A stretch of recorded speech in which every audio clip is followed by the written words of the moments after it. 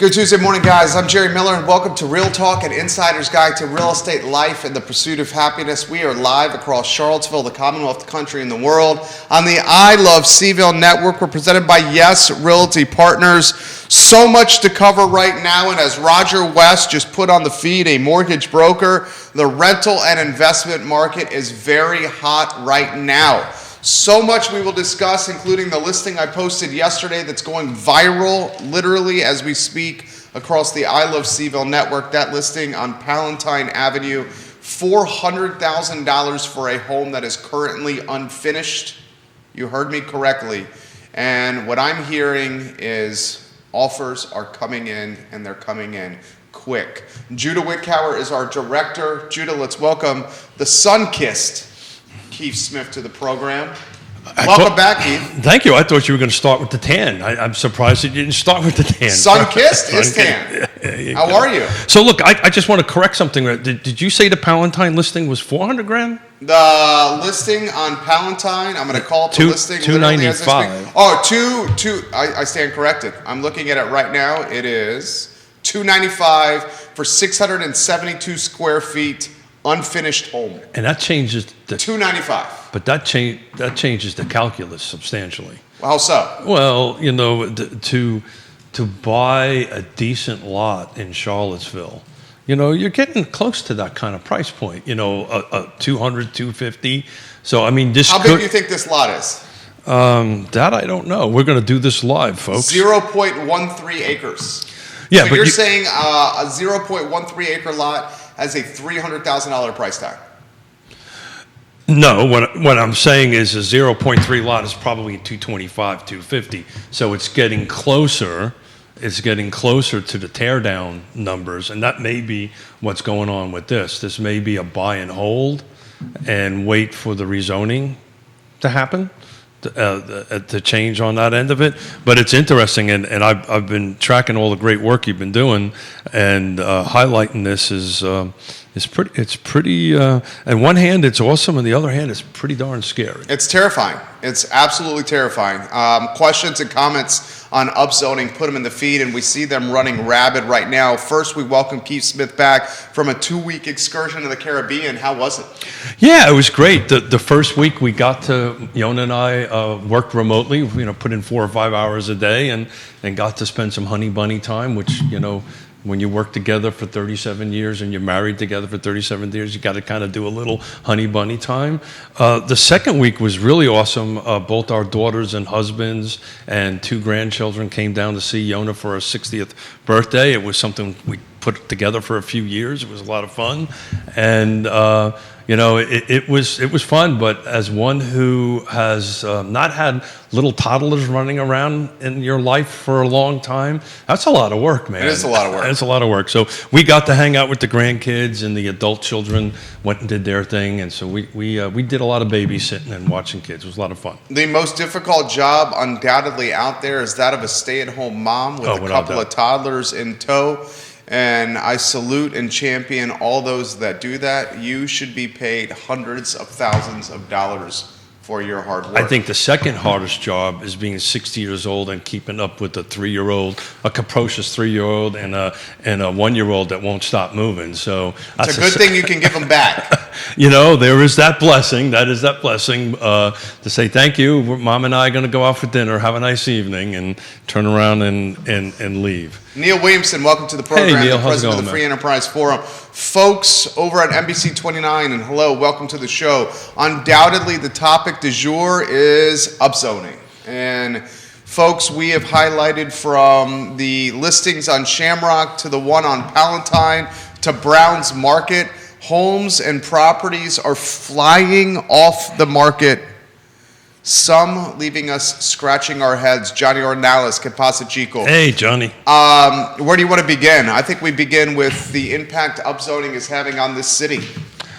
Well, I think it's multiple things, Jerry. You know, it's just not the upzoning. It's the lack of the market. I just quickly ran some quick numbers this morning before I was able to, get off the plane and kind of get in here on that end of it. But we're just week over week, 1 month apart. We're double our new on the market. So a month ago we were 57 for the same week. A month ago, new on the market. Right now we're 103.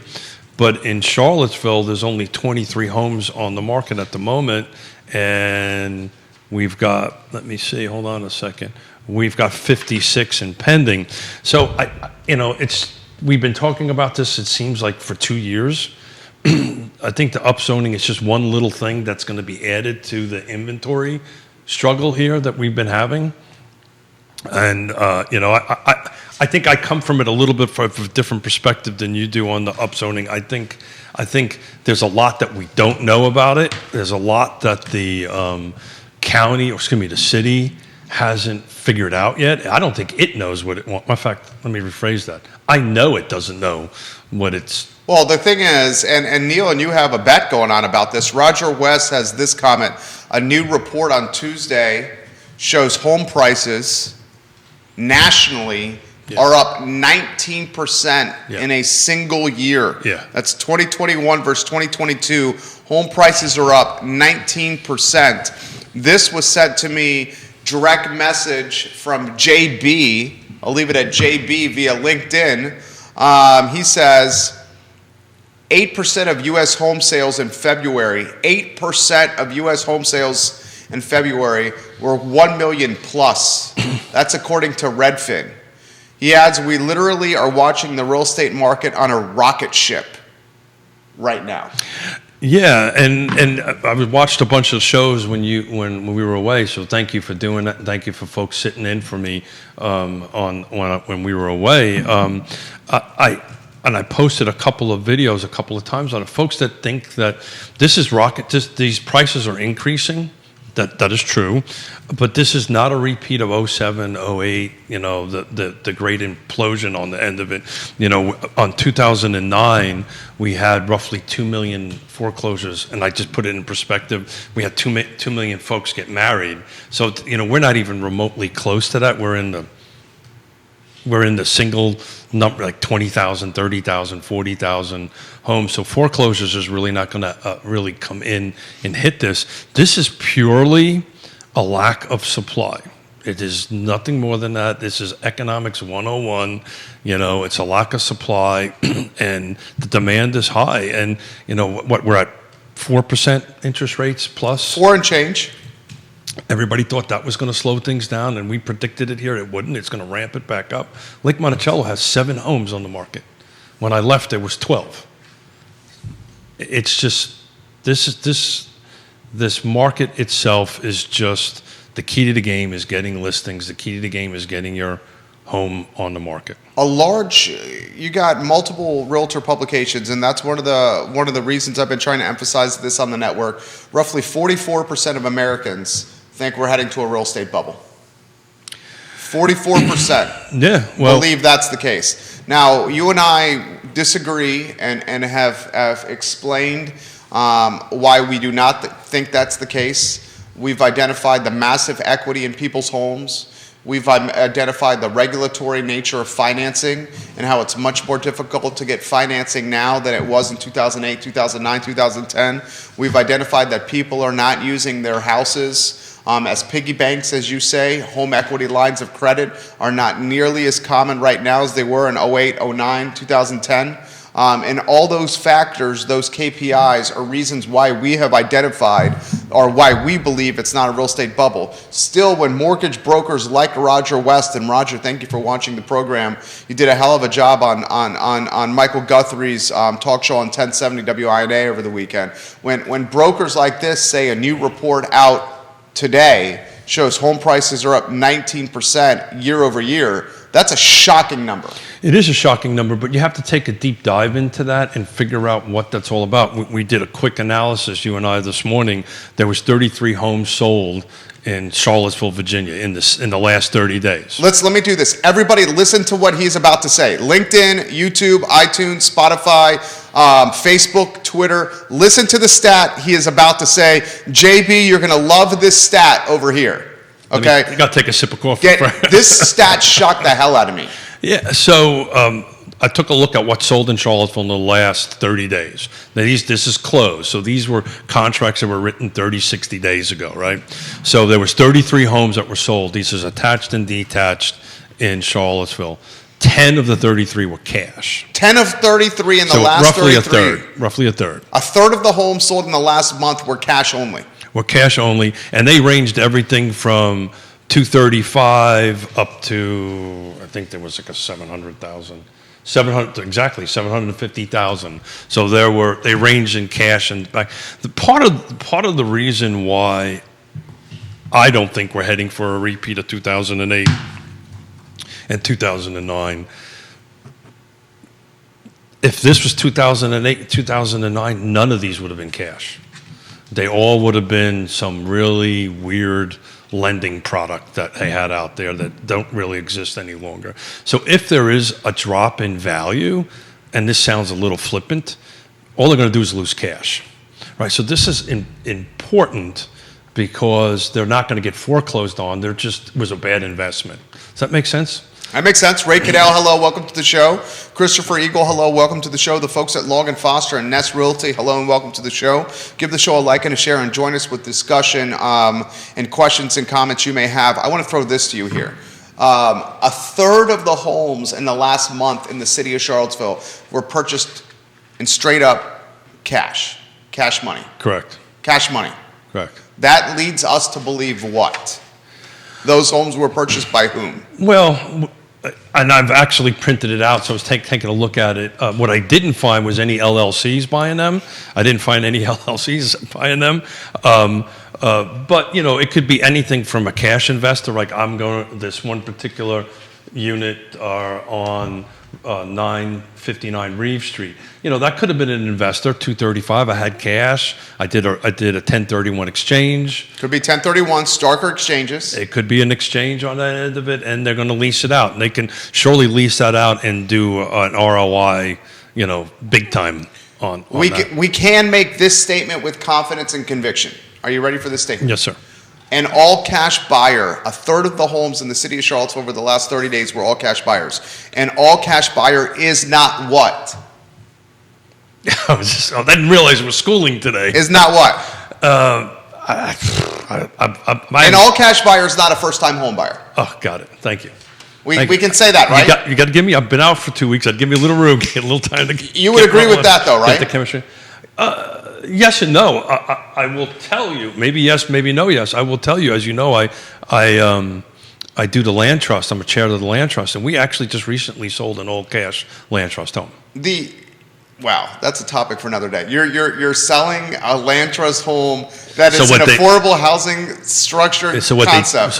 What the woman did, sold a home in Georgia, moved up to here. She had the cash, and she met the income requirements, and that's the only limit on it. It can't, you know, she could do that. But there was one transaction that we did. That is a topic for a different show, because I think folks would want us to unpack that. Yeah. I will say this again. Neil Williamson, your thoughts? Jump in here, Neil Williamson. All cash buyers, in all likelihood, are not first-time home buyers. No. So the percentage of that is very slim. Is very minimal. Yeah. So they're either empty nesters, right, or investors, or move-ups. Right, so they could be move-ups up in the higher end of it. They've sold their home somewhere, and whatever. This is a common thing right now where they've sold their home, they've cashed out on it, they had enough equity in it. It could potentially happen. It can come out of Northern Virginia, down here in New York. Of those all-cash homes that exchanged, that transacted, how many? What's the price point stratosphere? You said one at $750. I will give you that the one at $750 very well could be someone that's choosing to live there, a trade up, or someone that's coming from Nova to here. That's not an investor property, yeah. How about the other ones? Yeah, so we got $750. Okay, what are the addresses? Can I ask you that too? You can ask me whatever you want, Jerry. Because this is all public record. Yeah. The one on 750 was 115 East High Street. Okay, 115 East High Street, great area. The one for 687, hold on a second, that sold actually for 550. So it was listed it was listed for 687, sold for 550, which we need to unpack that a little bit. That was on 516 Valley Road. Okay. Go back to, just double check that. So interesting. So the listing on 115 East High Street, ready for this? Yeah. Was listed for 750, sold for 905 cash. Did everybody just hear that? Listed for 750 and sold for 905 cash. Interesting. Went under contract on 128, so it hung out there a little bit while before it closed on that end of it. Then the next one back was listed for 475. Here's another one. This is on 1025 St. Charles Street. Great area. 520 cash. Okay, that's not a first-time home buyer. It's not a first-time home buyer. So that's this. If you want to go that way, none of this is first-time home buyers. I want to go to the low end. How many are not low end, but how many are toward the bottom of the price range? Well, the on cash is the 959 Reeves, so that sold for 239 cash. So they probably rolled in a little bit of closing costs into that. The next 239 cash. You're going to make it. That likely is an investor. No, I would think so. Yeah. Yeah. Hello, Lee Elberson. Hey, Banbury listed for 313, sold for 314, so that's pretty darn close. Probably an investor. I would not disagree with that. Let me see.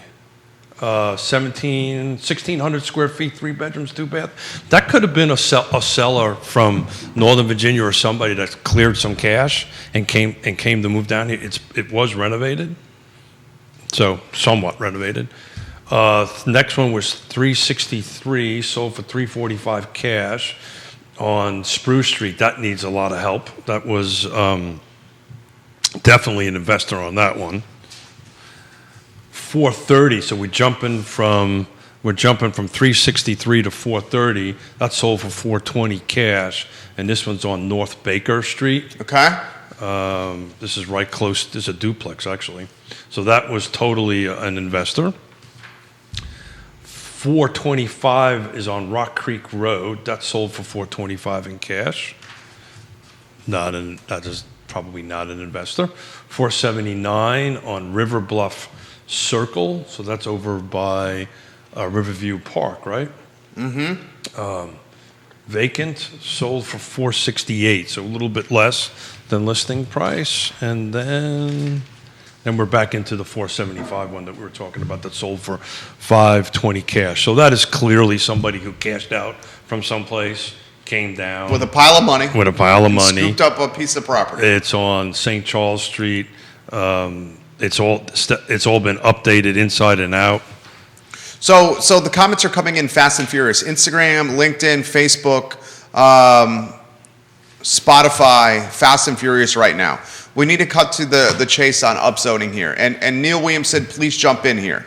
I have highlighted through a handful of listings. Neil, we're going to get to this comment that you just published. You just put on the feed here. He's the president of the Free Enterprise Forum, and Neil, just an all-around great guy. I would pony up to a bar and have a couple of cold beverages with Neil Williamson while watching some Jimmy Laycock and Wayne Mary football. So I've tried to highlight on the network, and I am all for housing for everybody. I am all for everybody getting a taste of the American dream. I've highlighted a trend that I'm concerned about, that upzoning is going to take housing stock away from first-time home buyers. I don't disagree with that. And I have said that between now and when upzoning is approved, a lot of the otherwise first-time home buyer rooftops are going to be scooped up by investors with deep pockets to try to make money off of. And we are roughly, 13 to 18 months away, 19 months away from City Council approving this upzoning. We think they will. You think they will. I think they will. Neil Williamson thinks they will. It's the what that's the $64,000 question. And we'll get to that. We'll get to that what. Once upzoning is approved, whether that's 13 months, whether that's 19 months, somewhere in that window, then it's going to take probably a year for these purchases that were made by investors to get permitted and for the construction, the remodeling to happen, where they can legitimately create additional rental opportunities for the Or the market. demo. Or the demo. If it's demo, it's going to take longer than a year for something to get recreated and rebuilt. We know there's supply chain shortages, labor shortages, cost of goods have gone up, and getting supplies is difficult. Okay. So I'm going to get out of your way here. Upzoning is going to take 13 months to 19 months. Then you're going to need another year after that 13 to 19 months. That's if you're lucky. If you're lucky, to get the permitting and the remodeling and construction done. So minimum, conservatively, we're 2.5 years away from new housing stock, new supply on the market to help potentially stabilize prices, which the whole progressive mentality of upzoning. More rooftops, more rentals will stabilize price points because there's more of them, there's additional supply. What happens, let's just two-part question. What happens between now and the next 2.5 years when investors are scooping up all this housing stock that's around here and keeping it from going to first-time home buyers? So you hire trusted advisors to help you buy a house and sell a house, because this is going to be a wild ride. Wild ride. Wild ride. But it has been a wild ride. It's just getting accentuated. Thank you. On this now. Look, let's twist that around a little bit. So if we all agree, wherever we are, we all agree more inventory is better for the market. Housing for all, right? I agree with that. I think most people will agree with that. It's just simple economics, supply and demand. So based on that scenario that you just outlined, assuming this all works, right, and assuming all the boxes that one has to check, and we don't know what they are yet, they don't know what they are yet, on that end of it, is 2.5 years. I happen to think you're a little light. I think it's going to be more than that. Okay, so you think it's going to be 3 years plus? I think it's going to be 3 years plus. Okay, so everybody heard that? The guy has a Class A contractor's license. He's been a realtor for 38 years? A successful one. Thank you, 35 years. 35 years. Don't put more gray hair in my head. I'll straight up say this, the guy's a badass, Yeah. okay? Class A contractor's license and a realtor. And I've developed 600 homes. And he's developed 600 homes. I know a little bit about that. So it's going to take it. But what I wanted to twist this around a little bit on you. I called you a badass. Thank you, sir. Yeah. Thank you. Did you hear that? I heard it. I heard it. I'm a little slow today. You like that, didn't you? I'm slow today. But I see the coffee's kicking in, though. It's working. It's working. It's working. Got a little jet lag kicking in here, brother. I'm not, at the age of 60, it takes a little longer. Come on, keep bringing it. I've been looking forward to this. I know. He's been texting me. I miss you. I've been looking forward to this. Come on, let's go. Okay. Hold on. Cheers. So 3 years you're thinking before the new stock comes on the market? I think you're close to 3 years. I actually think I'm going to win the bet with Neil. With Neil. You do? I really do. You heard that, Neil Williamson. Yeah. He's watching. Yeah, I know he is. I actually was going to I was thinking about this on the way in. Oh, my gosh, he's going to up the ante. I was going to up the ante. I said, if I lose, I'll shave my mustache off. Oh, Neil Williamson, And did you hear that? I haven't had that off since. Dude. But I haven't quite decided if that's it. We have to be in person. No. Neil Williamson, did you hear that? Or do you want to? So what does Neil have to do? He has to grow a mustache. He has to be awesome. Neil is already awesome. He has to grow a mustache. Yeah, no, I'm going to lose it anyway. So I bet Neil's going to take that bet. You better be careful. But yeah, I know he will. Yeah. So look, so if we're all agreeing more is better, right? We're all agreeing that just a simple supply and demand, more housing units, is going to increase that. So the best path forward is this missing middle. I prefer the term missing middle over upzoning, but let's call it, for my vernacular, the missing middle zoning. And eventually Albemarle County is going to catch up with the city, because I think that's what you're going to see is the city of Charlottesville and Albemarle start working on this missing middle. No doubt. And so these will be the path of least resistance. So that's why investors are looking at this. They're looking at this and look, I've got a little bit of cash. I need some 1031 whatever. Stock market's in the crapper. That's exactly what happens when the stock, I've seen this for 3.5 decades. When the stock market starts crapping out, people start buying dirt. That's just the way life is. When the stock market starts doing better, they'll sell dirt, and what they're doing is they're putting their cash, whatever it might be, in dirt. So a lot of this may be buy and hold, right? So the one that was on hold on a second here, let this coffee kick in, on Reeve Street, is probably a buy and hold. I'm going to buy it. It's probably in decent shape. I haven't been in it. I'm going to put a tenant in there. Let's see what happens in the next 2 years. I know I'm going to be increasing 3%, 4%, 6% year over year. Let me put my cash there. I don't pay Uncle Sam, 50%, 30%, or whatever it is, and we park it, and let's see what happens. I mean, rents in Charlottesville, Neil Williamson highlighted this in a story with the NBC 29. Rents in Charlottesville went up 1.1% in 1 month. Yep. In 1 month. Yeah. I'm going to repeat myself. It's supply and demand. We don't have enough, and this is what happens. Neil Williamson's ready to take that bet. He just put the best razor to shave a mustache in the feed right now. He's ready to rock and roll. So Neil will grow a mustache if he loses, so and Keith Smith will have to shave the mustache. But then I'll look 20 years younger. You look great already. The man is sun-kissed. Look, can we get a close-up one shot on this face right here? He's looking good over there, isn't he? So look, so go back to the path of least resistance, right? And Neil will comment on it, the people that understand this. If I wanted to go find a clean, a piece of dirt somewhere for Charlottesville, Albemarle, and we want to do a development to add more inventory, that's not 3 years down the road or 2.5 years. That's the decade down the road at minimum, from the time to go through the rezoning process, the site plan process, and everything. So this is, and you and I have talked about this all along. If I was 20, 30, if I was your age, I'd be buying up property. I would be doing exactly what this is now. For me, at the age I'm in now, I'm comfortable where I am and want to do that. But that's a smart move, right? Buy a piece of property if you've got the ability and blessed enough to hang on to it and sit on it. Some of these upper number ones that we talked about, these are clearly people selling homes, cashing out $1 million out of Northern Virginia, buying something for $600,000 or $700,000 or $800,000 and putting the cash, not in the stock market, putting the cash someplace else. So let's talk about some of these listings here. And Nathan Miller, we're going to get to your comments here. Nathan Miller's the king of Bridgewater, watching the program. We love you, Nathan Miller. Kevin Higgins, the king of Greenwood, watching the program over here. We got the king of content, Neil Williamson, watching the program. Nicholas Erpe says the Italiano and Keith Smith came out with that suntan. Oh, yeah. And he says good morning to everybody. Yeah. Winter is the Irish look, and when you put a little sun on me, I get it. You tan well. It's the Italian. I mean, it's the half Italian. Yeah, you tan well. He tans well. $295,000 for, this is 216 Palatine Avenue. Yeah. $295,000 asking, 672 square feet, Keith.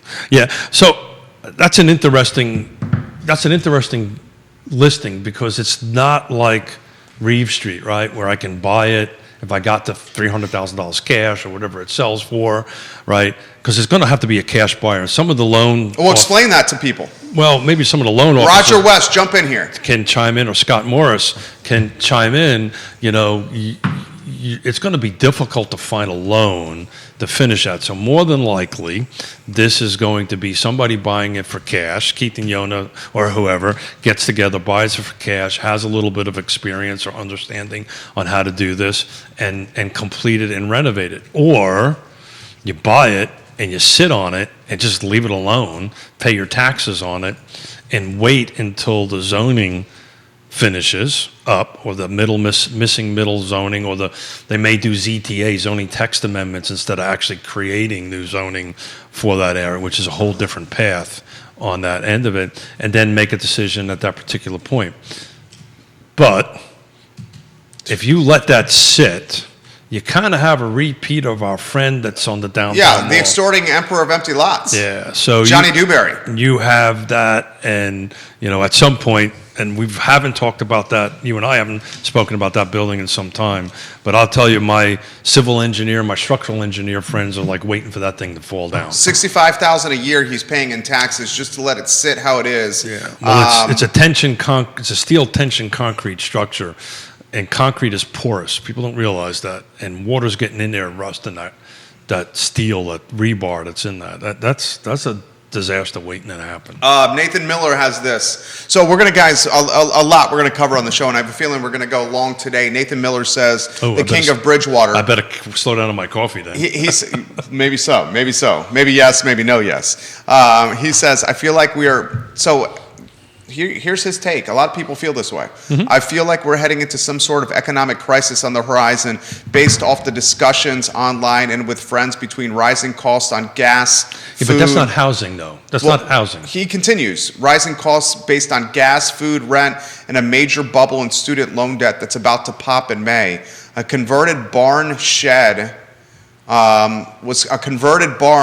was changed into a one-bedroom, half-bath, and a storage area in the back in Harrisonburg, and is now renting for $550 a month. Sure. A converted barn. So let's unpack what he said there a little bit. So repeat that a little bit slower, and I'll take some notes here. So Nathan Miller. Nathan Miller is a professor. He's a professor. Professor at Piedmont, right, Nathan Miller?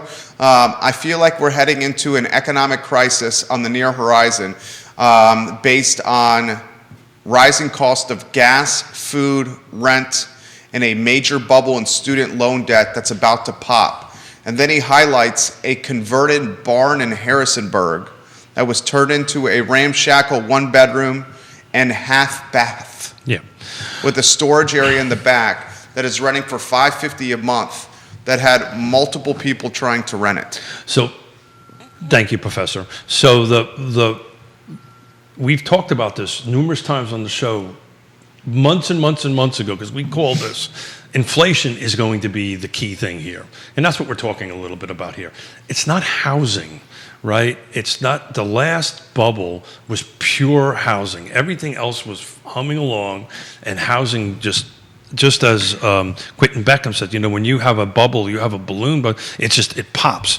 What's going to happen is this is just going to be a little bit of air let out. The bottom line is there's such a pool of qualified buyers, and as long as the federal government doesn't say, oh, we're going to change the rules on loans, it's going to be difficult for there to be a problem. What we have a real crisis of is housing for all. What we have a real crisis of is not affordable housing, but housing affordability. And Kevin Higgins adds to what you just said. The mother of three working in University of Virginia is the one that's impacted by this. Charlottesville's greatest challenge will be keeping support people employed. People driving 20 to 30 minutes to and from Charlottesville is troubling. You will lose them. If you lose them, the city's in trouble.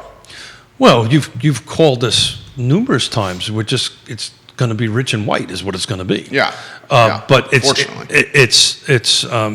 this is the reason why I put so much time and effort into it, and you put so much time and effort into this and trying to get this out. But to go back to that comment real quickly, and the coffee is working, so thank you, sir. So to go back to that comment earlier, one of the phone calls, one of the Skype phone calls I made last week was for affordable housing. We have Greg Slater and I have a listing for the land trust over at Spring Hill Village, and I've had multiple phone calls from folks. And historically, I'm a nurse at UVA. I'm a police officer, right? I'm a fireman, right? I make way above the 80% AMI, and I was like, I'm sorry, I can't help you because this is where we're stuck, because this is where our area median income is with that. But I had 3-4 dozen phone calls on that week we were gone, trying to help people find that price point or find that thing. So they can even go a little higher, but the problem is because of the land trust, we can't exceed the 80% AMI, area median income on that. But it breaks your heart to have a conversation with a nurse, two nurse income household that can't find something in Charlottesville. Can't find it. I wish I knew what to say. So maybe this missing middle, maybe this upzoning, as you call it, might increase the inventory. But darn it, you're not. I think 2.5 to 3 years is on the light side. Neil Williamson watching, and he says this, and Ray Cadell, we'll get to your comments. Important note to everyone, investors often become housing providers. The rental market is an important part of the housing affordability tapestry. Hashtag more housing everywhere for everyone. Yeah, so I would love to, and this, I'm ill prepared for today's show. This is just Jerry and Keith doing Batman and Robin, and I love it with the folks in the feed. But I would love to do a little analysis on, how many people, what is, and Neil probably knows Feed is this. on fire right now. Neil probably knows this. What are we short? How many housing units are we actually In Central short? Virginia? In Central Virginia, how many housing units are we actually short to hit a par, to hit balance? I somewhere in there, I'm sure we can figure this out. I just don't know it off the top of my head. I know that we're slowly picking up the new construction end of it, and that's where this keeps on going. We repeat ourselves all the time on this subject. One of the things that I was doing, Jerry, when we were watching the show from afar was like, okay, what can we do to help spice up the show a little bit, change some of the topic thing, and then you come back and have this. Yeah, right? It's on fire. This is what people care about. And I spent the week thinking about, hey, what can we have some new fun topics like Neil grow a mustache kind of thing. Neil grow a mustache. I have a feeling you're shaving yours, dog. I don't think Neil's growing one. I think you're shaving yours. Well, I think Neil's pretty confident about that as well. Well, bribery works, and I'll see what I can do to get somewhere Yonna's like, what has my husband gotten into right now? I've had this since '85. Ray Cadell, fantastic broker in the area. He says, I have 3 out-of-town clients looking between $750,000 and $1.5 million right now. Can't find it. He says they are all cash buyers. Yeah. Ray Cadell has 3 out-of-town clients looking between $650K and $1.5 million right now, all cash. Where He they says looking? what Keith is saying is the difference between now and the bubble. All out-of-town work at home folks, the Zoomtown mentality and the Zoomtown moniker that Charlottesville and Elmore have. He adds, Ray Cadell does, I often try to make this point, including on your show yesterday, Jerry. Everybody is not necessarily a perfect homeowner. Tenants and rental inventory are critical, which echoes what Neil Williamson is saying. God, well, Lord, that's between $650 and $1.5 million, all cash. Yeah, and I'm sure he's struggling to find something. He is. And that's why I use the term housing affordability. Kevin Higgins says, let's stop calling it affordable housing. It does not exist anymore. No, and Kevin, thanks to you, actually at 2 bodies that I chair, I'm actually starting to change the conversation away from affordable housing to housing affordability, because it means different things to different folks.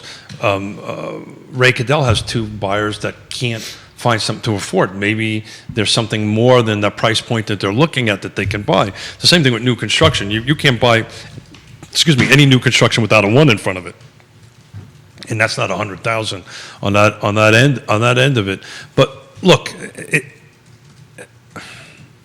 the city, let's kind of rally this back a little bit. Let's just slow it down a little bit, and let's talk about what actually has to happen in the city in order for this to happen. Let's put a little context to your 2.5 to 3 years. I know that you outlined it a little bit, but the first thing is they have to go through the public process, which they started right now. So step number 1 was the comp plan, right? We said, this is what we want, right? This is what our vision is. Regardless if you agree it or not, it is now the comp plan at this point. And the FLUM, or is it FLUM? Is it FLUM? Future land use map. Thank you. And the FLUM is now part of the comprehensive plan. So now you have to have the zoning ordinances to support what the vision is. So there's usually 2 ways you can do that. You can do a whole, what you refer to as upzoning, or you can just do a whole rewrite of your zoning ordinances, and your little map say, okay, everything in yellow is now some new zoning ordinance that matches the comp plan, whatever it's called, R2, R44, whatever it is. They create a whole new zoning ordinance. Or they can take existing zoning ordinances and do what's called a ZTA, zoning text amendment. And they can change, they can say, okay, this is already in this area, but if you're in this area, this is now the text that we've changed on that end of it. Then you have to go through that. And the bet on the mustache is, I think it was June. It was June, right, Neil Williamson? June of 2023? June of 2023. You say it happens, it's an over-under bet. You said it happens after June 1, and he says it happens before June 1. Yeah. And it's a bottle of bourbon that is now facial hair and a bottle of bourbon. Oh, no. Can't be both. I can be both. I can't be both. You raised the ante. I raised the ante. You upped the bet. That's true. You're right. I have to add to it. Thank you, Smith. Yeah. Dummy. That's what I get for going away for 2 weeks. Bottle of bourbon and a mustache shave. And if the shaving of the mustache happens, it happens on set on the network with clippers right here in front of the cameras. You willing to do that? Do I have a choice? I think you just got yourself into it. Do I have a choice? Yeah, so then you've got, so you got to go through that. So you have to go through the public process and all the meetings, and I believe that's starting pretty quickly on that end of it. Look, the reality of it is on local jurisdictions, so that everybody gets this out, and Neil will probably agree with me, for the most part, during budget season, which is what you're in right now, right, very little typically gets done in a jurisdiction. So they're not going to really tackle any of this this rezoning. They might have some public meetings at the staff level, but it's really not going to go into earnest until they finish that, which is in March or in April, the end of March, beginning of April, right? The next big step is setting the budget, right, on that end of it. And once that's done, then they'll start tackling that. Then you're going to go into silly season, right? Does the city does not have any seats up in November? Nope. Do they? No. Nope. So you won't go into silly season in Charlottesville. I think I just lost this bet. and then when we'll get through that end of it, then yeah, I think I'm shaving my mustache. Yeah, now. because you're saying they would have been distracted by November elections. Yeah, for some reason I had in my head we were doing November elections. And what further? I got Albemarle County in my head. Well, there's nothing with Albemarle either. Then I got Fulvan. I got one of the jurisdictions. Yeah, Albemarle and Charlottesville don't have any. What further? I love you. I love you too, Neil. One of the other reasons why I think Neil Williamson is going to win this bet is because in 2023, November 2023, Snook, McGill, and Payne's seats come up for re-election. Yeah. And I think McGill and Payne in particular really want upzoning to be a part of their legacy on council. Yeah. So I think Payne and McGill are going to push this forward. Yeah. Before they're off the dais. And I'm going to cut to the chase. McGill ain't running again. I wouldn't be surprised if Payne runs again. Payne may run again. But you look at Cena and you can see that she is absolutely worn down and exhausted from this 4-year term on council. It's an unenviable position. I've said this numerous times. It's a lot of hard work. Regardless if you agree or disagree with a local elected official's decision, they put a ton of time in it. We've covered this numerous times on the show, and so, I understand it. I understand it better than most on what it's like and how it beats up on it. But for some reason, I think I screwed up on my little mustache. That's bet. why I was surprised you made the bet. Yeah, what the hell? I was surprised you made the bet. It's fun. So Neil over there is licking his chops. It's fun. So let's cut to the chase here. And let me finish my train of thought real quick. Please. So let's assume it happens on June of 2023. Then the city is going to have to revamp its staff structure, right? Which it currently is not there. Probably may or may not be by June of 2023. But it's going to have to revamp everything to handle the requests to come in and do that. They got to put the system in place to go ahead and do it, and then you've got to submit stuff, and then you have to get through it. So I'm definitely past 3 years, in my train of thought on that end of it. And then there's this whole thing called a building permit process that you have to go through, and sometimes zoning, right, which is what we're talking about, and the building codes don't match. And then that becomes a whole issue. You've got to go ahead and mesh together the building codes and the zoning codes. So, for instance, one of those homes, if you want to turn them into a fourplex, right, it's like you buy a home on Elliott Avenue, traditional four square, right, what they call a four square, built in the 20s on that end of it, and you want to turn it into 4 one-bedroom units just for the heck of it, you have to have 2-hour separation on all 4. That's fire separation. That is a very difficult thing to achieve on a old structure. A lot of comments coming in. Christopher Eagle, we love you. Yes, hey. Realty Partners, founding partner. Founding. What do we call Founding them? member. Charter members. Charter member. Christopher members. Eagle, a charter member of Yes Realty Partners, the sharpest dressed realtor in the car footprint. Christopher Eagle. He says this: I was just in Lake Monticello and over in Waynesboro, and there were a lot of police cars from Charlottesville PD and Albemarle County PD. It is definitely unfortunate first responders cannot live closer to the place they work, and that's not going to change. I'm going to add to this. Christopher Eagle, phenomenal comment. One of the reasons we are not going to do an I Love CVille show today is I'm meeting with folks from the city to discuss this very topic of locals not being able to live, of city employees not being able to live in the city, and what we can do to drive attention for this phenomenon on this network because of the reach we have. That meeting is going to happen at 12:45, and as a result, I am not doing a show today. I will add to this, and I learned this from meetings that I've had with city folks. The Charlottesville Police Department has 117 total positions, 117. Of those 117 total positions in the CPD, 90 are filled. So that means there's 27 open positions. That is basically a third. Essentially a third. In fact, 117 times 0.3. You're looking at like 28%. 28% of the city of Charlottesville Police Department is currently empty or vacant. I want people to think about that. 28%. That is concerning. Yeah, and you know what's happening?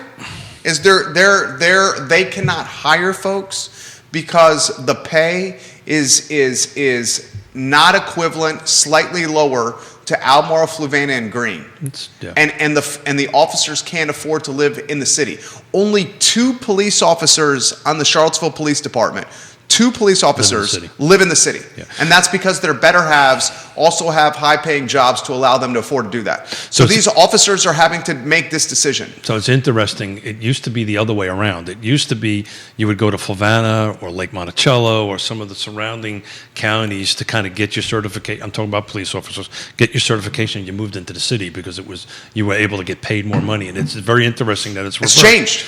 So here's a conversation you can have with them today, and the question becomes, how much is the city, local government, willing to contribute into this? But there used to be, with the fire department, the PD, down payment assistance programs, right, where they would then, okay, if you want to live in the city of Charlottesville, and oh, by the way, some of these folks have to be so many minutes away. They can't be any more than 30 minutes away. Nurses are a lot like that. Policemen are like that. Firemen are like that. They can't be 2 hours away. But so if you can, if the city, PD, FD, and they have these programs, they just don't really promote them. Well, I can add some because I got some insight on this. So it's freaking crazy what's happening right now. Two of the 90, there's 117 total positions in CPD. There's only 90 of them filled. 2 of the 90 live in the city of Charlottesville. Mm-hmm. The reason they can't fill the vacant 27 positions is because the pay is not there, and furthermore, the housing is so expensive, the officers have to live in the outer counties, and they're like, why would I live in the outer counties? I'll just become a police officer there. Exactly, and drive to Charlottesville and drive back to the outer counties when I can make the same money. Or more. And buy a home that I can actually afford. Exactly. And have less fiasco of City Hall and potentially less crime. Well, I wasn't going to go there, but that has a lot to do with it. Has a lot to do with it. Has and a lot potentially to do. Less crime. And this is another concern. The capital improvement, the budget, especially tied to capital improvements. We're talking about the city still. We're talking the city. If they do this 10-cent tax rate increase, which hope to God they do not, we're both in agreement there, and they do it to fund school reconfiguration, they would freeze capital improvement projects for 8 to 10 years. Michael Payne has said that. Yeah, sure. So this down payment assistance, guess what happens? It's not fun. So goes away. Yeah. So to quote Ned Galloway, and this is something that and Neil will know this, and this is something that people that really, really want to follow local government, this budget season is so important. Do you want me to tag Ned? You can tag Ned. I love Ned Galloway. He and I were texting last night on the way home from DC. That's why this budget season is so important, because you will know where your board of supervisors and or your city council member really fits on something. So what'll happen? So the 10 cents thing, right? The 10 cents, right? If they increase the budget, it's going to be a huge impact. They may not increase the budget. The problem is if they don't increase the budget, then there's not going to be a program available for the fire department or the police or the city or the nurses, right? Because that's the service folks, the folks that really take care of us, they won't be able to buy here. They'll end up going out, and then you have the same thing. So the cops and not the firemen so much. A lot of these jurisdictions outside the city or Albemarle County don't have paid fire department folks. They have some paid EMS, but not so much fire department. But they sure have paid sheriff or police departments, and you'll see them move out that way. But it's an interesting thing. You got to watch this budget process because that'll tell you what's really going to happen down the road. It's a serious situation that's going on right now, and something that needs to be highlighted. We need to talk about some of the comments that came in. On some of these listings here. Sure. What do you think total cost is going to need for Palatine? That comment's coming in. Yeah, at least double the purchase price for sure. Minimum. That's $300,000, probably another $300,000. That's without even walking through it and looking at it. It's at least $300,000 worth of work, easy. $300K. I'd have to walk through it. Actually, I'm doing that this afternoon. Thank you to you for reminding me to do that. So we'll go ahead and do that, take a look at it. But yeah, that's what I was trying to get at. It might be worth the while if I've got cash. We've had a client do this recently, actually, oh God, I forgot the street in Belmont. It'll come back to me here in a minute. It was about that price point. They bought it, they demoed it. Cost them about $25,000 to demo it, and they're just letting it sit. Now, this was not an investor. This is somebody who wants to eventually retire and build down there. They bought it out of Northern Virginia with cash.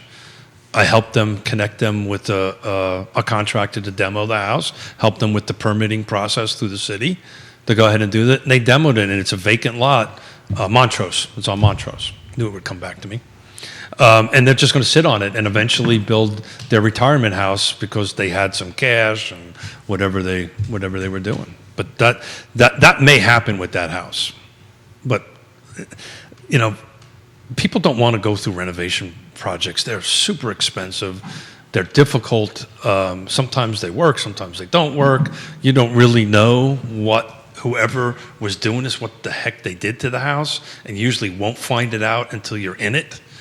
And so at least $300,000, I would think. This question's coming in. And that doesn't include the extensions that you're going to add to it, right? Because you're going to have to grow that home. It's only 600 square feet, right? This is 652 square feet. Yeah. This question's come in. And what has Keith thought about some of the comments that came in on the Shamrock listing? Yeah, I think it's the same thing. I think you're probably looking at an out of the area buyer who bought it for cash.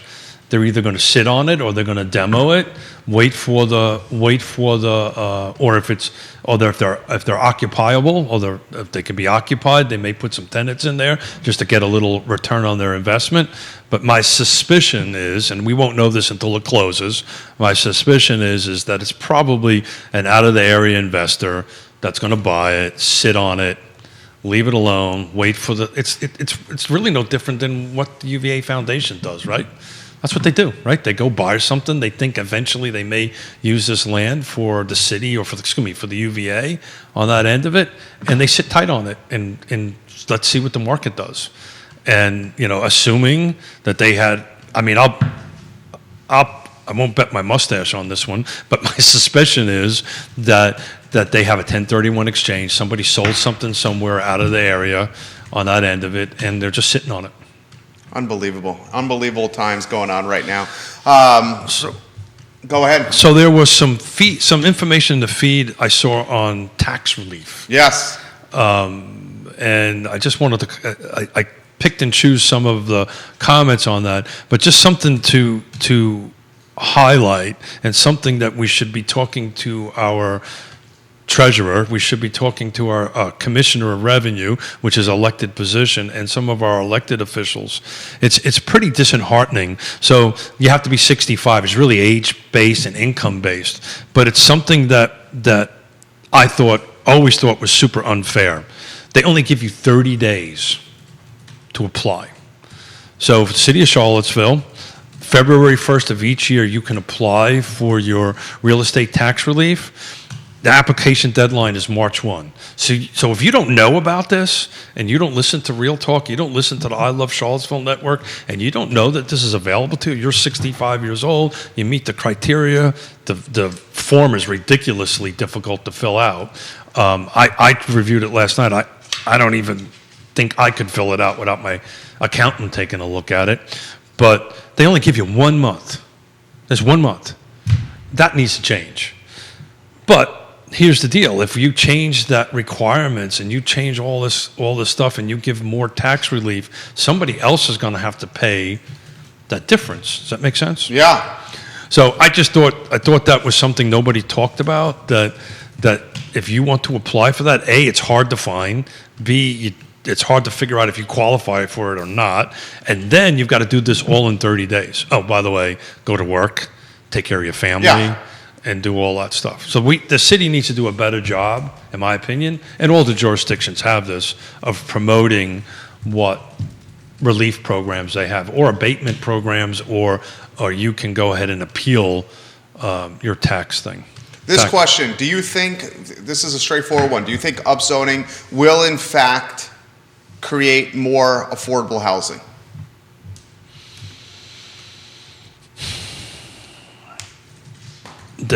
That's a difficult question. Yes, and maybe no yes. Okay. It depends on what the city, I'm gonna answer this from the back forward. It depends on what the city sets up, right? Okay, what do I mean by that? So if they turn around and they say, okay, Keith and Jerry, you bought whatever the property is on that end of it. If you agree to do affordable housing at whatever rates that they set up, we will give you tax breaks. So if they can figure out a way to structure that, the water and sewer connection fees will be removed or reduced, right? We have connection fees. So they do this in Portland and Seattle, because I was part of it. They fast track it. So they fast track the approval process. If you check all the certain boxes that you are hitting 80% or 110% or whatever it is of area median income, and you make this commitment for a certain period of time, 10 years, 15 years, down that way, they'll fast track the project. They'll give you tax incentives. If they come up with a program like that, yes, it'll increase the affordable housing stock. If they don't, it's just going to be market rate. It's just because the numbers will never work, right? The acquisition is high. The going through the process through the city is super expensive, and your cost of time to go through all that kind of great stuff, and it just won't happen. Keith, my friend, it's good to have you back. I have so much that we got to fire at you right now that's on the feed. You have inflation going up, taxes going up, assessments, personal property taxes going up. Yeah, that's something that you highlighted that a lot of people don't talk about. That's actually, I took a look at that this morning. Some of those tax assessment increases are going to be more impactful than the real estate. Are you talking personal property taxes? Yeah. How would you characterize Charlottesville right now, Central Virginia right now? It's interesting. That's a great question, because I've been looking at it for 35 years, and I think we're a little, we're kind of a result of our own success, right? What does that mean? Well, what that means is 30 years ago, a lot of this stuff was put into it. People, I don't want this to come out wrong, so I'm going to try to be thoughtful about my words. I have an I Love Charlottesville Virginia hat. Mm-hmm. Yonna and I ran every morning down on a Caribbean island. I can't tell you how many people I bumped into and say, hey, I love Charlottesville. I gave out more business cards down in the Caribbean, down in St. Martin, on a French island, than I do walking around the streets down here. Everybody loves Charlottesville. Everybody knows about it. It's constantly talked about. This isn't just nobody knows Lake Monticello, nobody knows Fluvanna County, but they know Charlottesville and this encumbrance. So we've done a really good job, whoever we are, in promoting what we have to offer. Yonna and I were talking about this. We were driving in from DC yesterday through down 29, and it's just like, how beautiful is this, right? We're lucky to be able to live here. We're lucky to be able to afford to live here. We're lucky to do all that stuff. So it's interesting. It's going to keep on rolling, and I don't see an implosion on the housing market.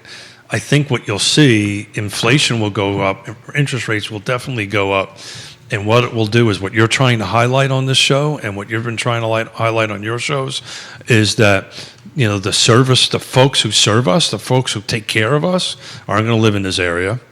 The people that can't, the low-income folks are not going to be able to stay here. They're going to go out, and unless somebody gets in front of this, and this is what we've been doing for years here, it's going to be what you've been predicting for the last few years.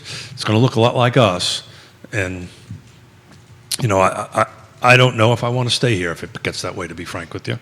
So Kevin Yancey, I'm going to get to your history comments right now. Putting that in the feed. Kevin Yancey is the king of Waynesboro. DMAC, Daniel McDougall, has these comments that have come in the decades, and he's in the mortgage business. In the decades, DMAC, I love when you watch the program, in the decades from 1980 to 2009, new home starts averaged 12.5 million per decade.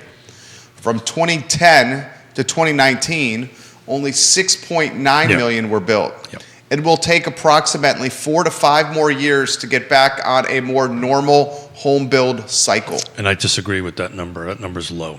You think it's low? I know it's low. And I don't. That's assuming all the projects are rezoned, site plan is done, and you're ready to build on it. And he's spot on. If you just it's a simple Google search, will say, this is the reason why I just know that we're not in a repeat. We were building about 2 million units a year, plus or minus, up until about 2007, 2008. And that dropped to like 300 or 400. And it just stayed at 3, 4, 5, 6. Now this year we're up over 1 million. Right, we're the last couple of years we're going to do that, but there's such a 5.5 million units short, and we're not keeping up with it. We're not keeping up with it.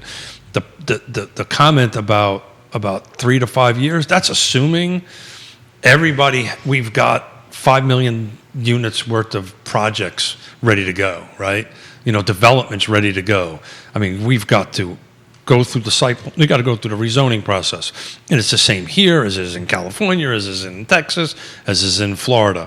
We have to go through the site plan process. Then we got to build it. And oh, by the way, does the water and sewer capacity there? No. Maybe yes. Maybe no. Yes. Then if that isn't there, then that needs to be updated. Is the road infrastructure there? No. We have to upgrade that as a school. So all this stuff is just compiling on it. And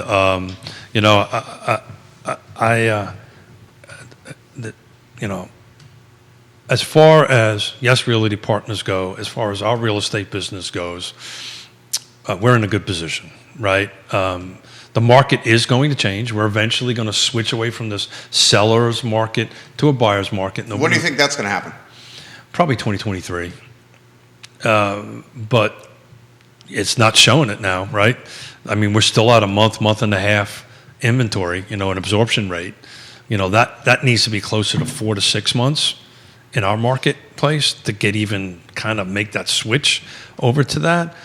I think what'll happen is your inflation, your interest rates will start whittling down this 20-foot diver's pool, 9 foot. 19 foot, 18 foot. It's going to do that. Inventory is going to pick up a little bit, so the inventory will screech up a little bit. Buyer pool will drop down a little bit on that end of it. But eventually, and it's interesting, Yonna and I were talking about this, and we're going to bring in some real estate agents specifically focused in April on Real Talk, particularly agents that have never been through a different market than it is now, right? So how are you going to make this change? Because it's coming. It's coming.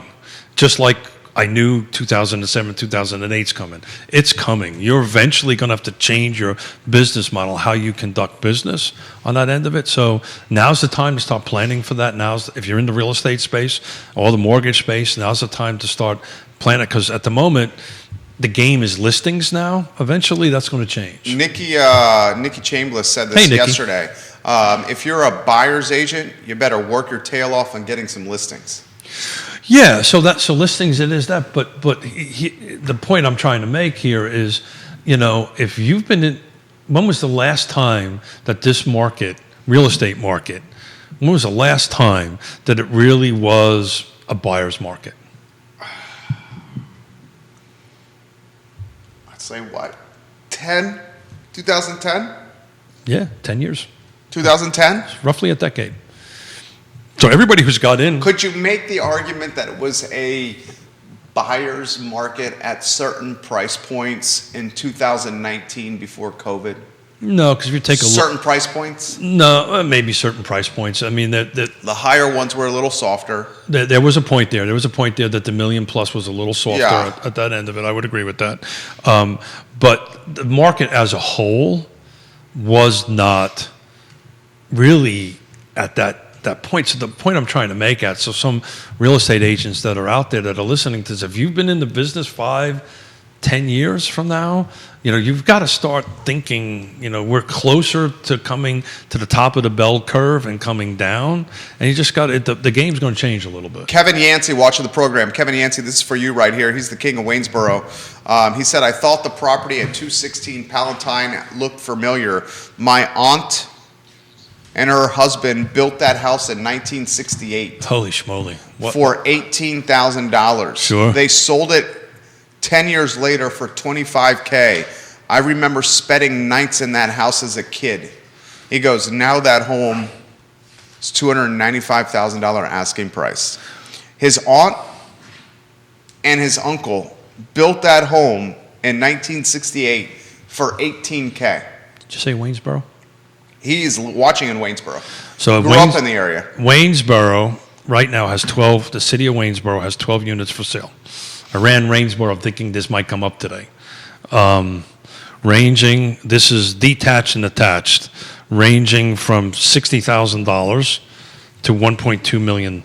$1.2 million. The median list price is $274,900. 32 are impending right now. Diego Anderson watching the program. Diego of Lumos. What is the impact of all this housing affordability on Albemarle County? The same effect? Ask Keith. Yeah, so we've talked about this all the time. You can't segregate Charlottesville from Albemarle. You really can't segregate it from Louise or Nelson and Green. So the three, and I venture to say Waynesboro and Stanton, and I actually pulled Buckingham just for the heck of it to see what was out in Buckingham. But it impacts everything because this rubber band just goes in and out, as you explained earlier, right? The cops and the firemen and so forth and so on are going out that way. I'll tell you though, of all the jurisdictions I pulled this morning, of all the areas I pulled this morning, the highest number of actives, would you want to take a gamble out of the 6 jurisdictions, Charlottesville, Albemarle, Fluvanna, Nelson, Greene, and Louisa? What do you think has the most active in it right now? By a substantial number. Yeah, by a substantial number. I love these questions. Charlottesville, Albemarle, all the jurisdictions in the car footprint? Charlottesville, Albemarle, Fluvanna, Nelson, Greene, and Louisa. Is it Greene? Darn it, you're close. What is it? Louisa, 40. Louisa has 40? What does Greene have? 26. They're the second. So Louisa has 40, Greene has 26. Who's third? Oh, God, no, that's not fair. I love when you bring stats. I know you do. That's the reason I did it. Charlottesville is at 23. Charlotte 23, blah, blah, blah, blah, blah. Stanton, just so that you know, is 15. Okay. Blah, blah, blah, blah, blah. Waynesboro is 12. Buckingham is 4. 169, 207, 349, and 109,000. What does Albemarle have? You know what? Albemarle. You'd have to ask me that question. Hold on a second. Hold on. Roger, we'll get to your comment here in a matter of moments. Hold on. You know what? I don't think I printed Albemarle County. Albemarle may be more than Louisa. You know what? I did not print Albemarle County. Some realtor can go ahead and pull that. I think. How many active listings in Albemarle County? Someone pull that and let us know. Yep. They may be the winner, actually. I think Albemarle is going to be the winner. Yeah. With Louisa having 40, right? Louisa had 40, and I think I just got really excited when I saw that and ran out of time before I I think Albemarle may have more than 40. I'm curious if anybody can pull that for us. Roger, what is the number one? Christopher Eagle still watching? Christopher Eagle, can you pull that? Let us know, Christopher Eagle. What I'm looking for, Christopher, is active and pending in Albemarle County, attached and detached, please. Active and pending, attached and detached in Albemarle County. See Eagle. Best trust realtor in the car footprint. What is the number one factor that caused there to be a shortage in affordable housing? Keith Smith, Roger West, that's that question. Try that again, sir. What is the number one factor that caused there to be a shortage in affordable housing? Please ask Keith. Well, I think it goes back to the other gentleman who was talking about the lack of product, the lack of homes to be built. So if you go back and a simple Google search will do that. Prior to the implosion or the great time of unpleasantness, we were consistently building 2 million a year. Daniel McDougall had that comment. 2 million a year, 2 million a year, 2 million a year. Somewhere between 1.5 and 2 million. So I think my answer would be is if we have more inventory, we'll do that. But here's the reality of it, right? It's pretty, NIMBYism is a real thing, right? So if a project comes, that's the reason why I think you're going to see, if the city gets it right, and if the city says, look, if you do affordable housing for this, and you check these certain boxes, we will do these certain things for you, that has a better opportunity of changing the matrix on it or the calculus on it than anything. It's the quickest path to completion. If you start going into Albemarle County, even Fluvanna County now, there was 2 projects that got shot down, right?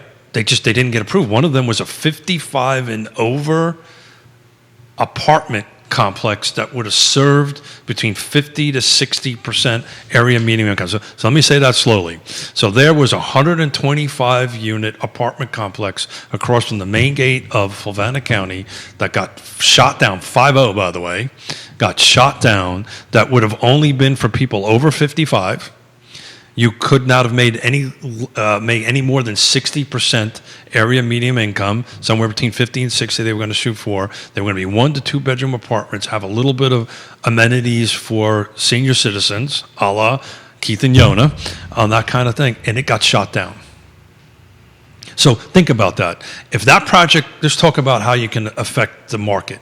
If that project would have got approved, and I know these stats because out at Lake Monticello, Nahor Village, which I developed, which was a 55 and over project, 3/4 of that project came from Lake Monticello. People moved from Lake Monticello, sold their house, moved into a 55 and over subdivision. So if they would have built this 125 unit project, 50%, a certain percentage, it would have freed up market inventory in Lake Monticello. Instead, it got shot down, and now we only have almost, I'm getting worked up. I almost dropped a curse. Only Lake Monticello, as we sit right now, have 7 homes on the market. It's ridiculous. And if you take out the one waterfront, it's really only 6, ranging from 209 to 4, actually 2 waterfronts. There's one for 700. So you really only have 5 homes for sale, ranging from 209 to 359. And if that project would have got approved, and we're going to bring Chris Fairchild and we love you, Chris Fairchild. Tony O'Brien in to talk about this, that they would have been more projects. That, it would have took a while, right? They would have had to go through site plan and build it back to your couple of years. Go ahead. Couple of years to get it done. But that's how you impact the market. This is you got a new realtor. New realtor. Scott Link, watching the program. Hey, Scott. Formerly the owner of Rocket Coffee. Oh, cool, Scott. Congratulations. Okay? Now a realtor. Congratulations on jumping in. Got in the game. He says, Jerry and Keith, please define upzoning for me. I cannot find a definition and do not quite get it. Yeah, okay. Thank you. Do it in like, let's call it like as basic answer as possible. Because you're super sophisticated with this topic. You know it inside and out. So make it marine proof, huh? Sixth grade level. Third grade level, because I only got as far as third grade. That's not true, and you know upzoning as well as anybody in this community. Yeah, so simple. Yeah. So that's where I've always struggled with the term upzoning, because there's really no definition, the definition for that. So what's the gentleman's first name? His name is Scott Link. Hey, Scott. Less than 6 months in the business. Hang in there, Scott. You can do this. This is an interesting time to get into the market, and I think actually your timing is pretty good, because you're going to have to learn how to not only sell but to buy, listing and sellers. Excuse me, buyers. Basically, what upzoning does is the jurisdictions, the county, the cities, take a look at their zoning ordinances. So zoning ordinances are what you can do with your property, right? What I can build on it. Can I have chickens on it? Can I have chickens on it? That kind of thing. It's a ordinance, it's a law on what one can do in their property in that jurisdiction. So what the city is in the middle of doing is saying, okay, we're going to change all these zonings, right? You can call it upzoning, downzoning, whatever you want to call it, but we're going to change that. So that's what they're going to do. They're going to take a look at, can you ask Scott what jurisdiction he lives in, what county? Scott, I believe, lives in the city of Charlottesville. Scott Link, do you live in the city of Charlottesville? Got it. So one of the most common zoning ordinances in Charlottesville is the R1 and the R1S, right? So you probably know the number off the top of your head. Is 53% of single-family detached city of Charlottesville R1. That's got it. So I was going to say 50%, so we're close. 53, yep. On that end of it. So what this means, Scott, is the city is going to look at R1 and it's going to do one of two things. It's going to say, well, there's no more R1. We're going to call it A, B, C, D, E, F, G. It doesn't matter, right? R1 just stands for residential one unit, right? Or they're going to do what's called a zoning text amendment to R1 and says, okay, just as I outlined earlier, is, okay, if you're in this block and you're R1 and you want to do affordable housing and you want to do certain things to it and you meet this certain criteria, you're allowed to do it. Why is this important, Scott? Why this is important is if you want to do that now, you have to rezone, right? You have to go, okay, open up the zoning ordinance book and look at it and say, well, I want to put 3 units on this parcel, right? And I check all the boxes and I can physically do it and all this kind of great stuff. Then I have to go to the city councilor, the council, and say, I want you to change this from, and I'm just picking numbers, R1 to R4, right? Which allows 4 units, assuming that's what they do. That process is super expensive. Very labor intensive and time consuming. Super expensive. Yeah.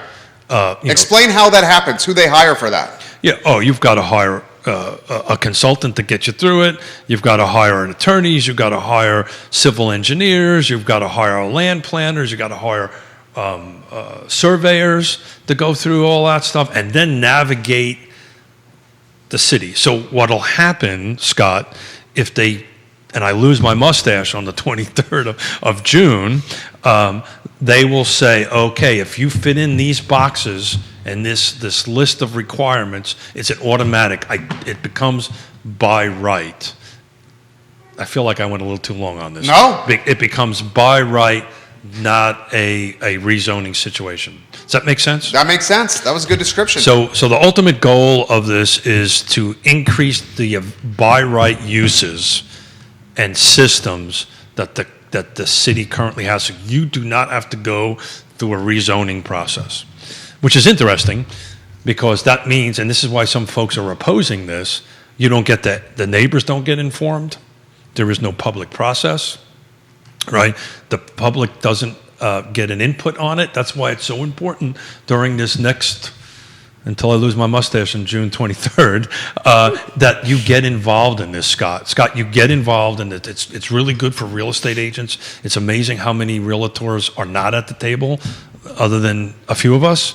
So please get engaged. Please go attend these meetings. So here's a good question. This is a very good question. Why do you not see, so you guys are significant stakeholders in the community, realtors. Why do you not see realtors on city council, board of supervisors, and planning commission? In fact, I'll ask this question. What is the last realtor that you can name that's been on Charlottesville City Council or a board of supervisor or a planning commission? I can't think of one. I can't think of it. Can you? No.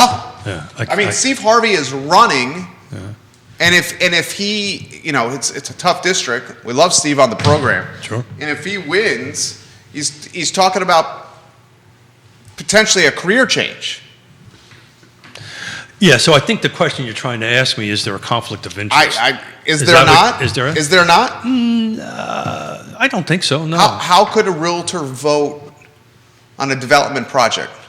So as long, I know a little bit about this because I'm on enough boards and commissions and that stuff. As long, it depends on the conflict policy of the jurisdiction. So let's start off that way. And Neil can chime in this way better than I ever can on this end of it. But I can tell you from my personal experience, unless you're my client, unless I'm an adjoining property owner, unless it impacts me personally or financially directly, I don't necessarily have to recuse myself from that. Now, we're going to have to bring somebody who's way smarter than me. Is that a Commonwealth's attorney question? That would probably be a Commonwealth's attorney's question that will then probably defer you back to the conflict policy of the jurisdiction. Because it would seem to me, and it would, just talking out loud, it would seem to me. Let me jump in here. Sure. Why would you not want somebody like me on Well, your... that's what I'm saying. Got it. Especially someone as nuanced as you. Yeah. But I'm trying to see both sides. So I ran for office and lost, and I didn't lose because I was a real estate agent. I lost because of my funny accent. So somebody beats, yeah, right. So here, it would seem to me that guys like you would be good additions to these boards and commissions. Well, that's the reason I sit on a bunch of them. Well, I'm talking about the board of supervisors, city councils. So it's interesting. Planning commission.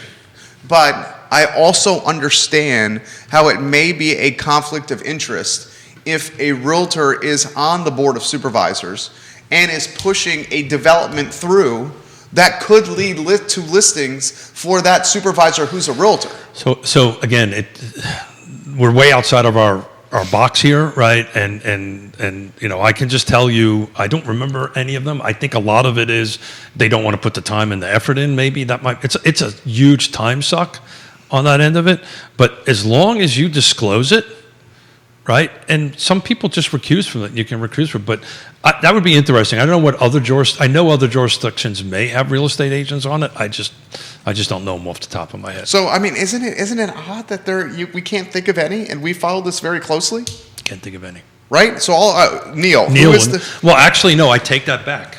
Bill Martin in Greene County was a real estate agent, and he actually was the chairman of the Greene County Board of Supervisors at one point. There you go. When was that? He just recently got off. I think the last election cycle was his last election cycle. So it happens. It's more of a time commitment end of it. I will tell you, one of the blessings, and probably saved my marriage, that I didn't win. I get to sit on these boards and commissions, and actually that's where the work is done, is at that level. Not necessarily at the Board of Supervisors level or the City Council level. Well, I mean, if you got counselors who are doing a zoning rewrite, and these counselors have not been in real estate. I'm just talking out loud here. They're doing a zoning rewrite, right? Mm-hmm. that could massively change the landscape of the city. Is that fair? Yeah, totally. And they don't do this for a professional living. Yep. They also, Jerry, aren't accountants either. That's fair. Right? They're also not. That's a fair counterpoint. They're also not traffic engineers. That's a right? fair counterpoint as well. They're also not. They have to rely on staff to educate them and get them up to speed. Well, that's a scary thought. That's what I'm saying. Yeah. Because you have on staff.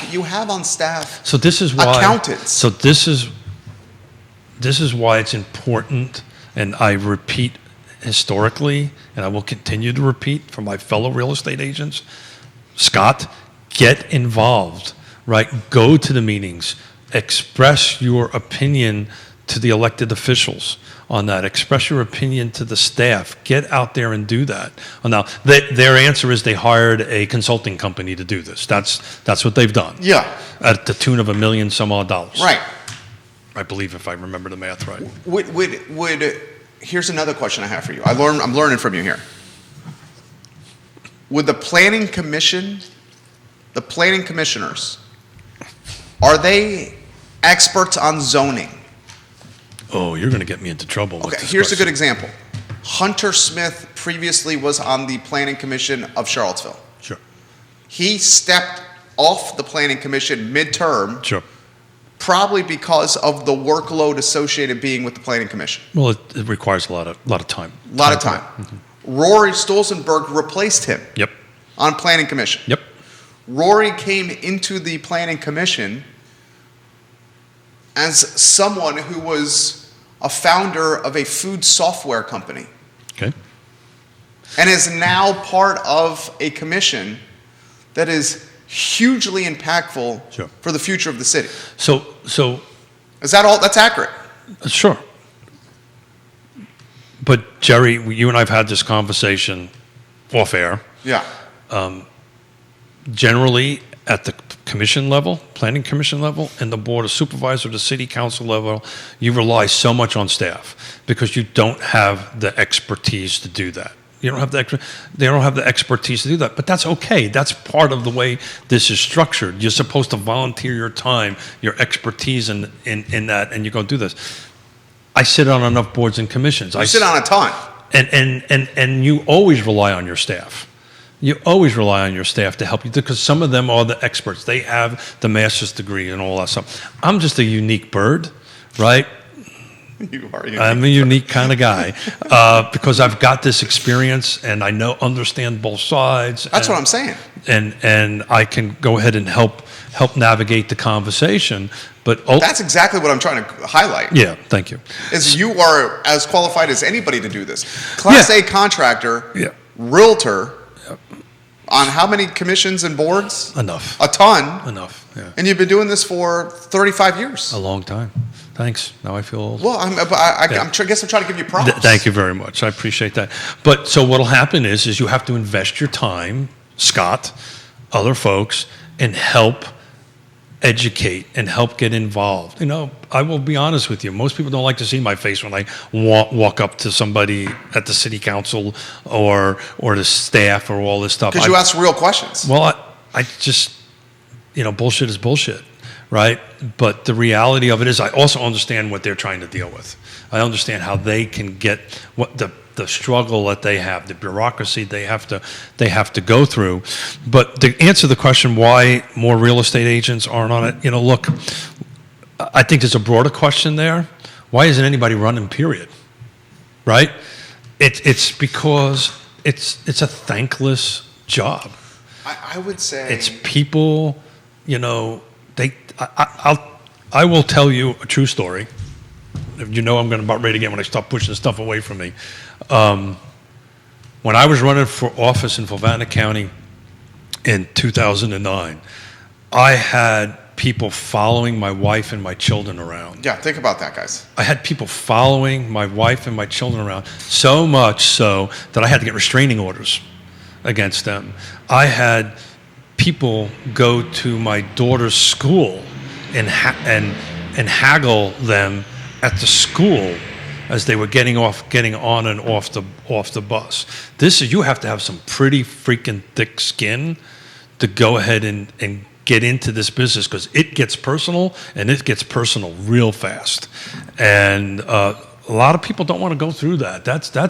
And by the way, for no money. Yeah, you get paid nothing. For no money, right? And oh, by the way, if you make a bad decision, which I probably made 100 of them during the show. We all make bad decisions. On this show, one of them being the freaking mustache one. I know, God. But on a microphone. On a microphone, and something that you remind me lives on the internet forever. Forever. And Neil's going to call you on that. Yeah, I probably should have spoken French or something. I know. But look, so that's it. But to answer your question back that way, it's less about. I know what you're trying to get to. You're trying to get to why don't you have experts on? That's what I'm saying. On the thing, and I will tell you, the way I'm wired, I just insert myself into it. Well, you're a unique bird. I insert myself into it, and when somebody says, "Well, you're in the business, you've got nothing to say," my first question is, "Well, tell me why." Yeah. Give me a chapter and verse that says I can't say what's on my mind. Why wouldn't we want the source of the source directing what's happening? But this is 35 years of doing this. Well, that's what I'm saying. That's what I'm saying. What percentage of leadership on council and the board of supervisors do you think, and this is a broad question, is associated with real estate and development?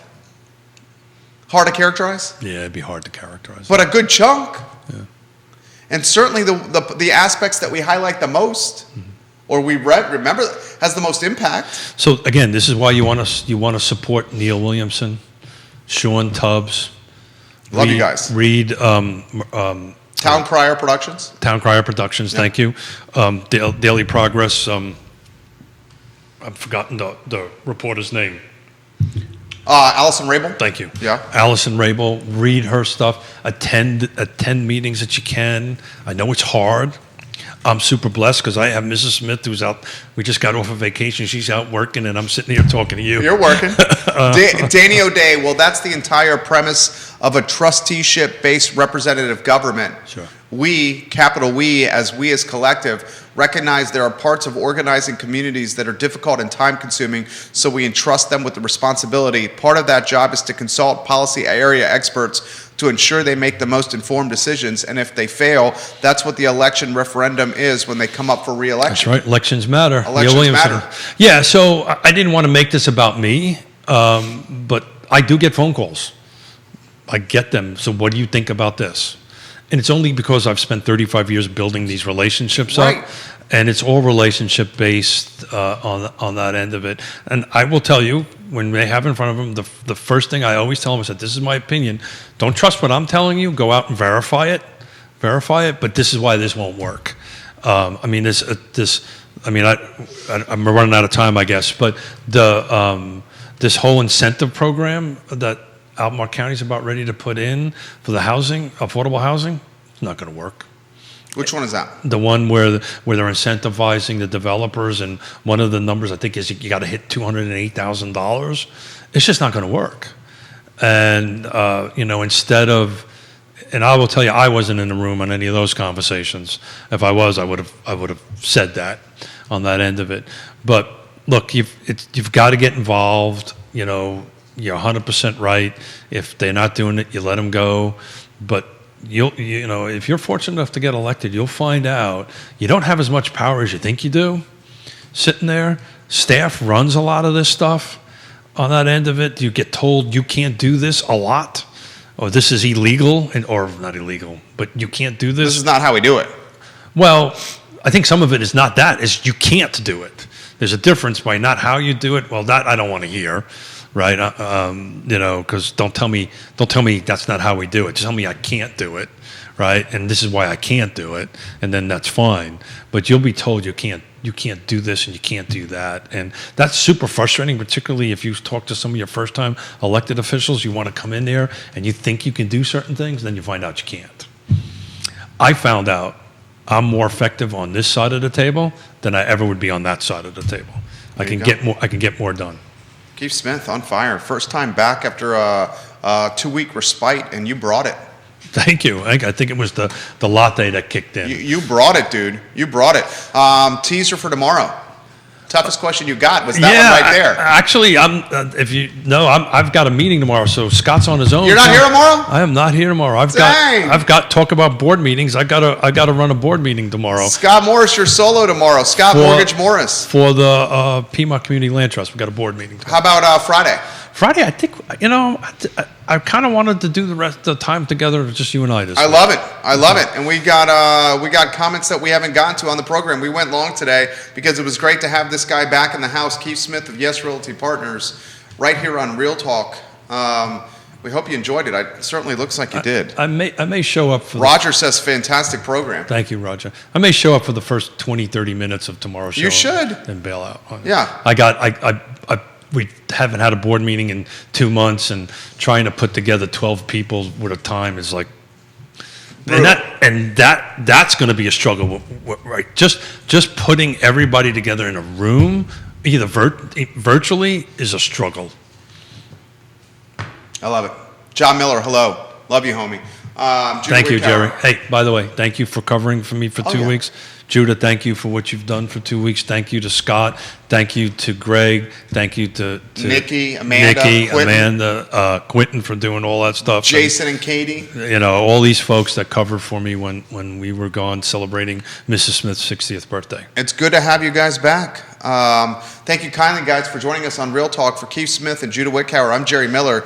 Real Talk presented by Yes Realty Partners. Remember, the I Love CVille show is off today, and we are back in action tomorrow at 12:30 and 10:15 on Real Talk.